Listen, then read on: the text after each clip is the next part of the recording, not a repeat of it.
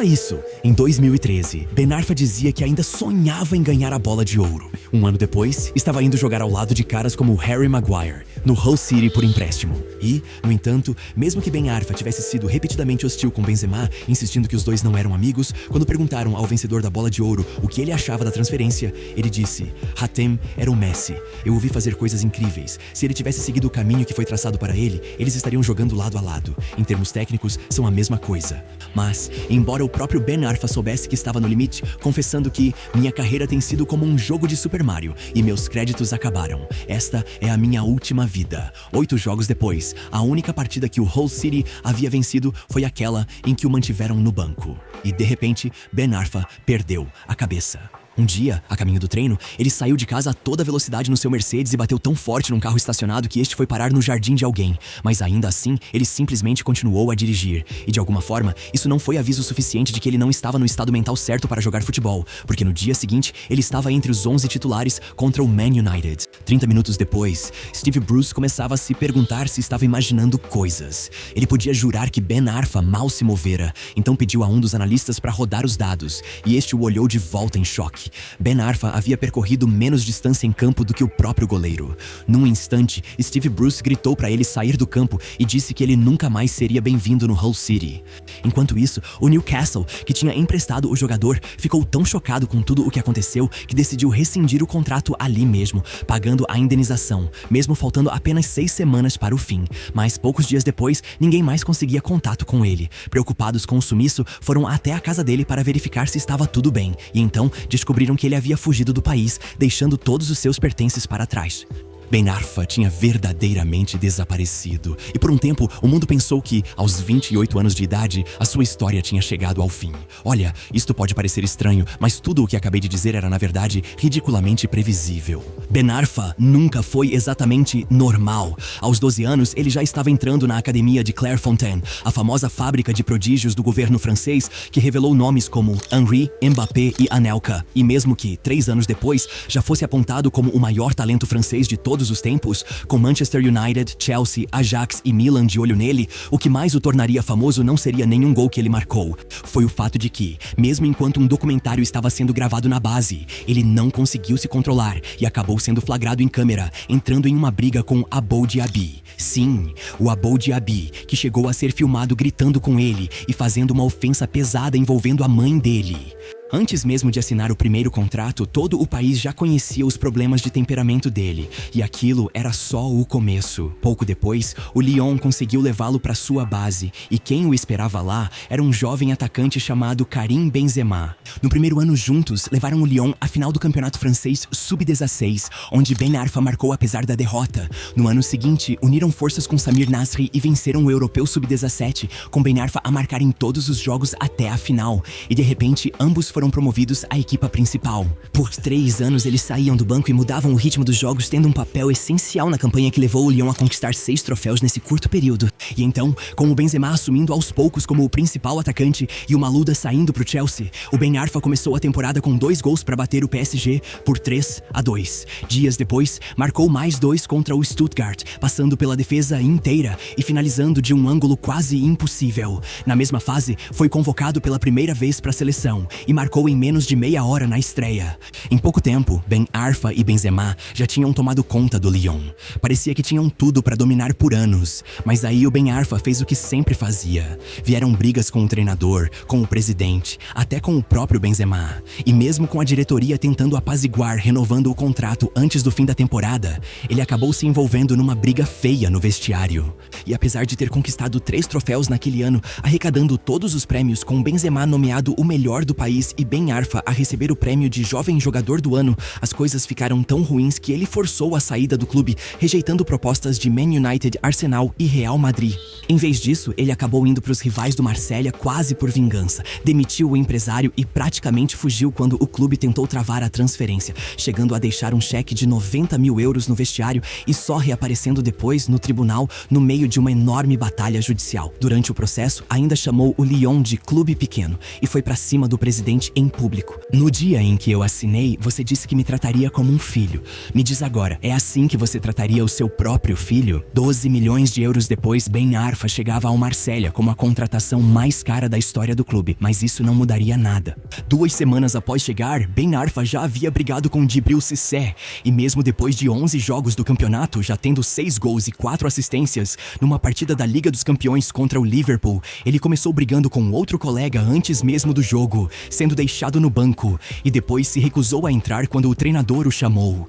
Mais uma vez descarrilando por completo a temporada, sendo relegado ao banco e assistindo de longe enquanto Benzema se juntava ao Real Madrid ao lado de Ronaldo e Kaká, enquanto ele não conseguiu sair do Marselha e acabou sendo forçado a ficar mais uma temporada nas mãos de Didier Deschamps, um conservador. Um técnico que os fãs acusaram de matar o Mozart do futebol por o ter barrado várias vezes mesmo após brilhar na segunda metade da época, conseguindo 5 participações em gols em 7 jogos, ganhando o prêmio de jogador do mês em fevereiro. Naquela temporada, ele deu a assistência pro gol que levou o Marselha à final da Copa da Liga, depois outra na decisão para garantir o título. Para fechar, ainda participou do gol que selou o primeiro título francês do clube em 18 anos, fazendo alguns torcedores acreditarem que o Deschamps o deixava no banco de propósito para ele parecer o salvador do time.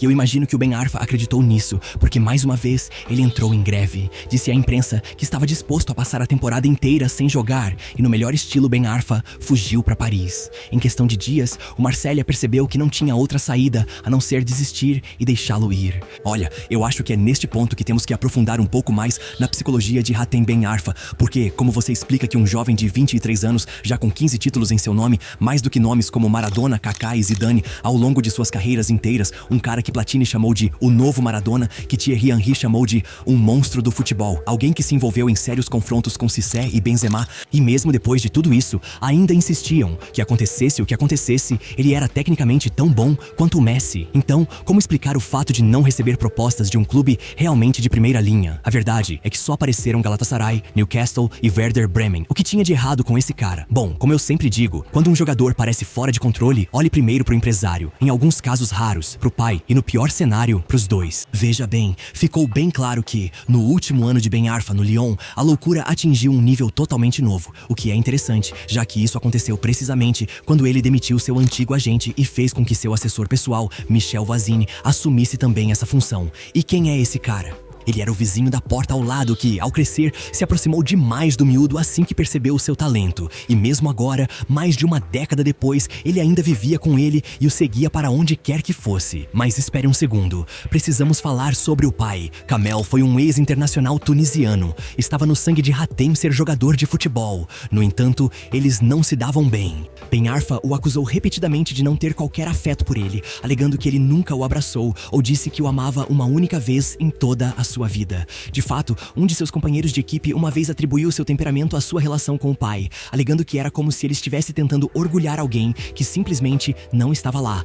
E seria fácil culpar o pai se não fosse pelo que aconteceu 2 anos depois. Então, o Ben Arfa chegou ao Newcastle por empréstimo com opção de compra, mas apenas 4 jogos depois veio o lance que mudou tudo. Niall de Jong entrou de forma brutal, acertou a perna dele e literalmente atravessou, quebrando a fíbula e a tíbia, deixando o pé praticamente solto. Foi uma falta tão absurda que até a seleção holandesa baniu o De Jong. Depois disso, parecia óbvio que o Newcastle não ia querer mantê-lo, certo? Não. Por mais que Alan Pardew fosse totalmente contra a sua contratação, chegando a reclamar à diretoria que estavam a contratar um malandro, como disse um colega de equipe. Desde o primeiro treino ficamos todos: uau, era brincadeira o quão bom ele era. E assim, quando no seu segundo jogo como titular, ele acertou um chute de fora da área para marcar o gol da vitória, eles já tinham decidido que iriam mantê-lo no time. Eles pagaram a opção de compra e 412 dias depois, após uma temporada inteira afastado, Ben Arfa voltou ao time titular. E acredite, foi exatamente aquele ano que consolidou de vez o status dele como ídolo cult da torcida. Ainda levou meses para ele conseguir jogar consistentemente mais de 45 minutos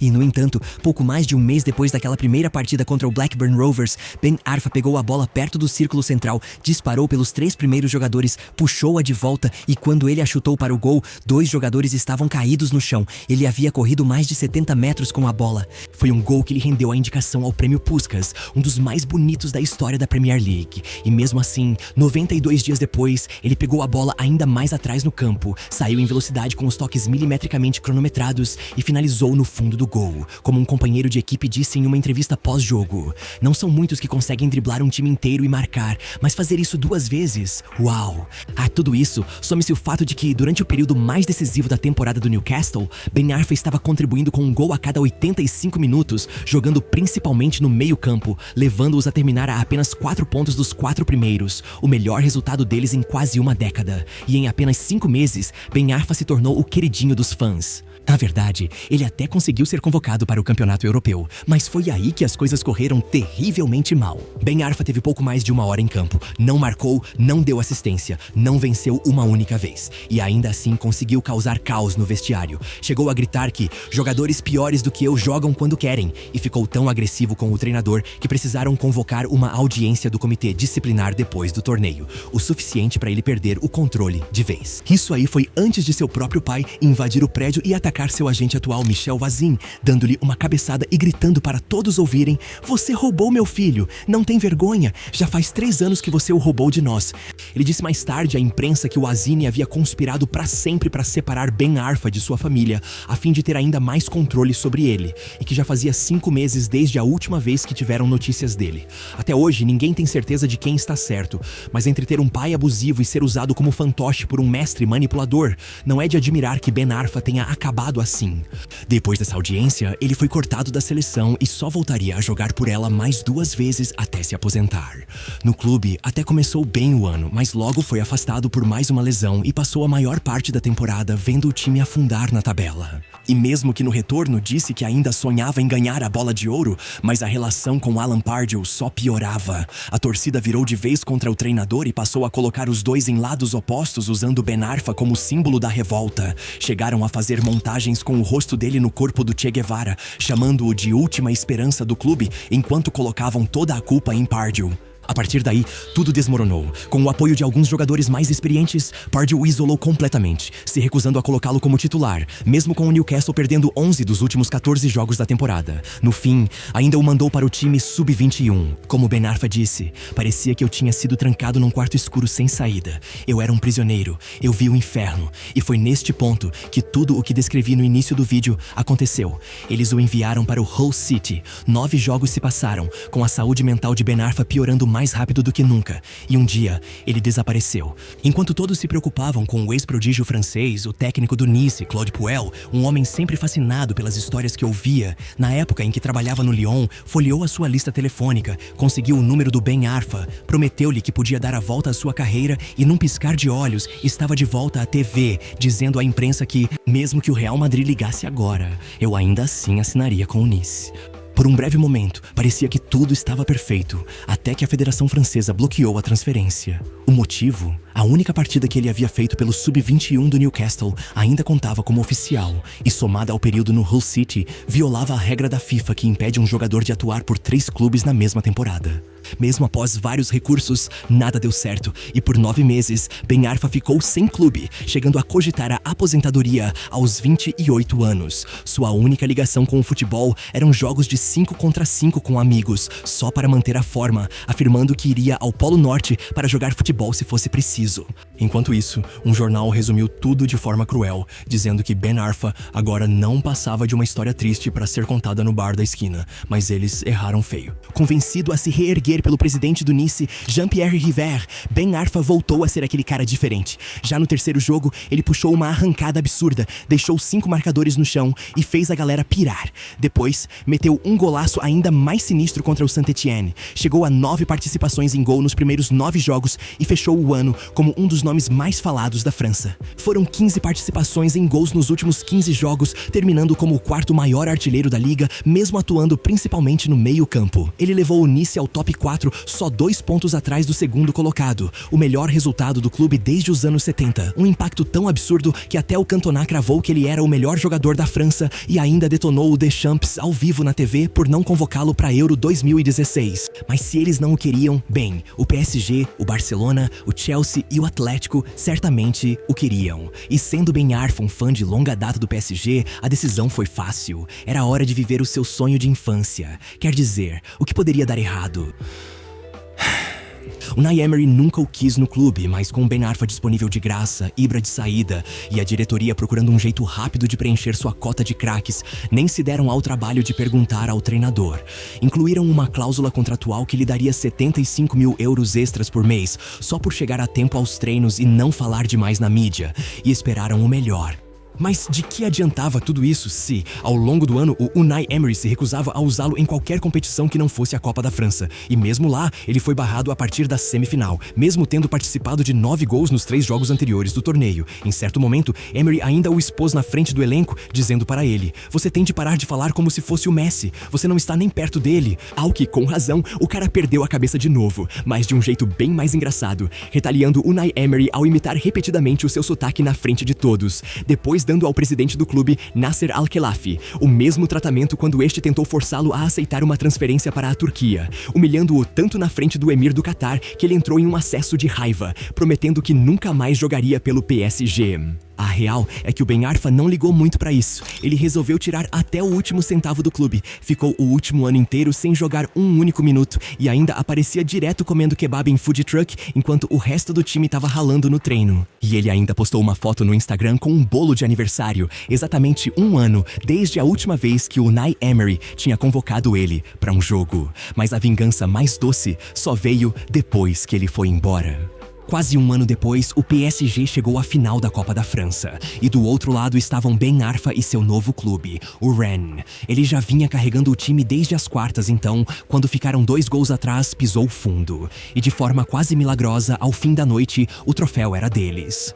Mas a missão só ficou completa quando Ben Arfa foi até a arquibancada, parou na frente de Nasser Al-Khelaifi e praticamente o obrigou a apertar sua mão. Depois foi direto para as câmeras e soltou: "Foi uma noite especial conquistar um título com o Nasser assistindo. Ele deveria saber que na vida nunca se deve subestimar o seu adversário, porque um dia ele pode voltar mais forte." E mesmo 3 anos depois, ele ainda se aposentaria carregando o rótulo de maior talento desperdiçado da história do futebol francês. Como ele mesmo disse uma vez, os fãs do St. James Park ainda cantam meu nome até hoje. Que legado maior eu poderia deixar. E, a propósito, hoje em dia ele é absurdo no pádel.